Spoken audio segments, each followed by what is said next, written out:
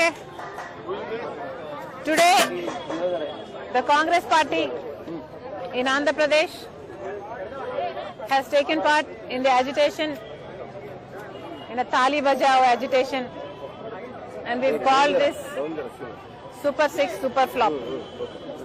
We are protesting the Chief Minister, Mr. Chandrababu Naidu's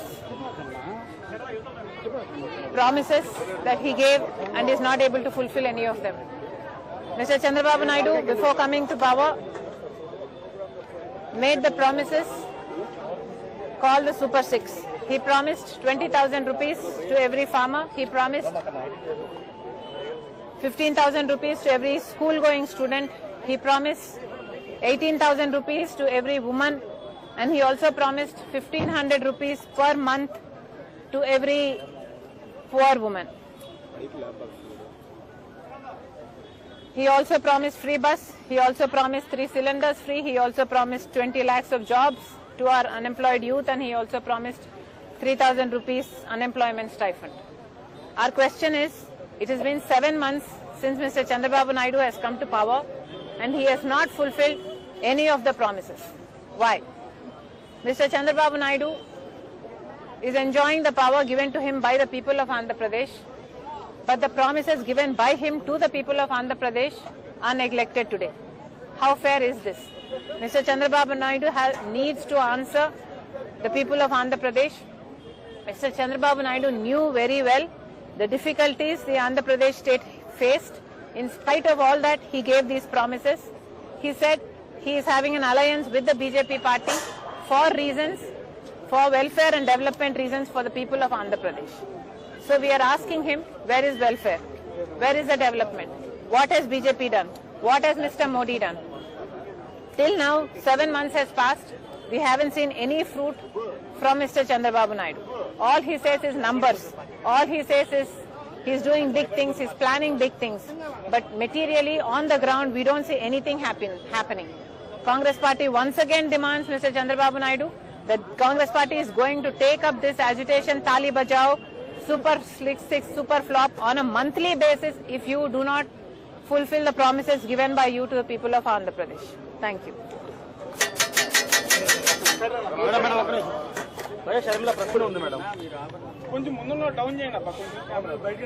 Vijayasai Reddy గారు జగన్మోహన్ రెడ్డి గారికి అత్యంత సన్నిహితుడు.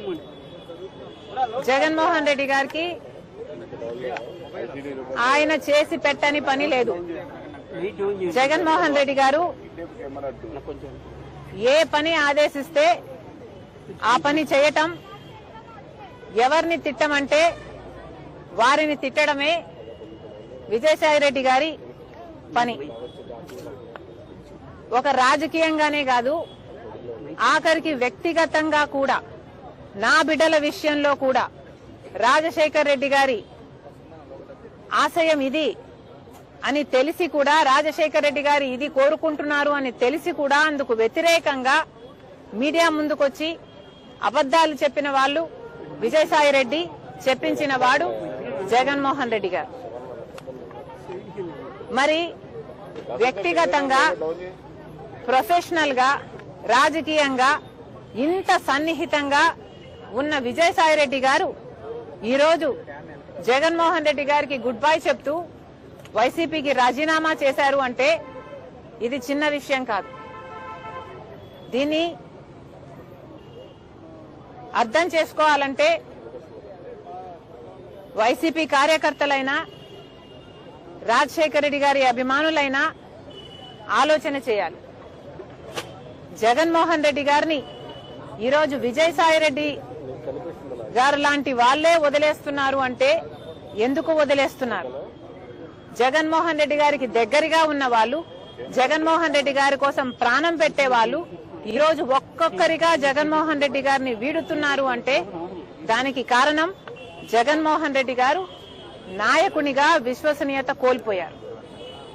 నాయకునిగా తన ప్రజలని, తనను నమ్ముకున్న వాళ్ళని కూడా తన దగ్గర ఉంచుకొని నమ్మకం కలిగించలేకపోతున్నాడు జగన్మోహన్ రెడ్డి గారు.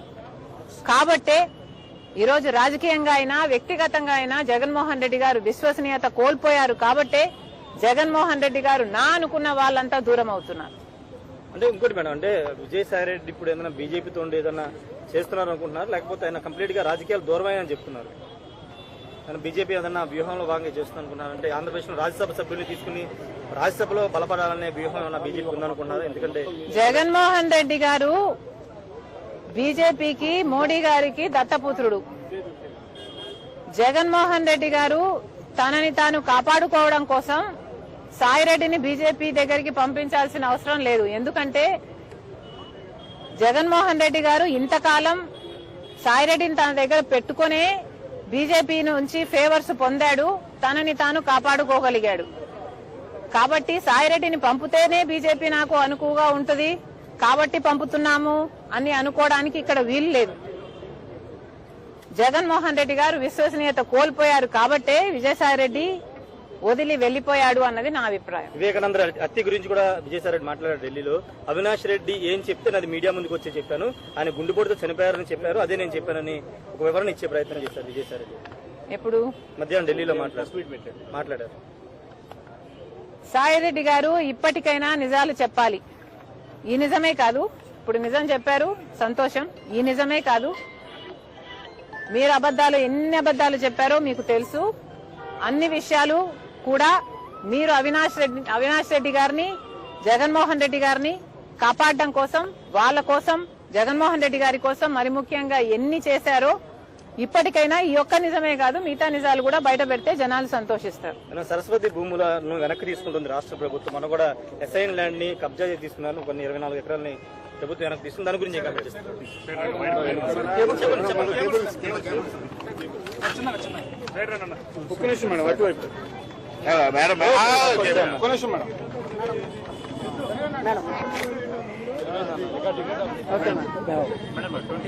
జనవరి 26 విజయవాడ జింకన గ్రౌండ్ ఫ్లాగ్ హోస్టింగ్ మీరు వచ్చి అందరూ పీసీసీ అధ్యక్షులు అందరూ వచ్చి ఫ్లాగ్ హోస్ట్ చేశారు మేడం. అది చాలా హానర్ సబ్జెక్ట్.